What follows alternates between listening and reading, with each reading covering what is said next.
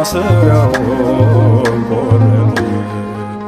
ማነው በፍቅሩ ያልተለወጠ? አዳነን ገዛን በደሙ ምስጋና ይሁን ለስሙ። አዳነን ገዛን በደሙ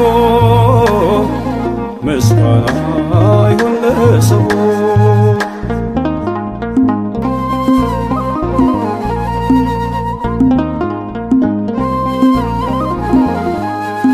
ሲኦልም በእግሩ ረገጠ፣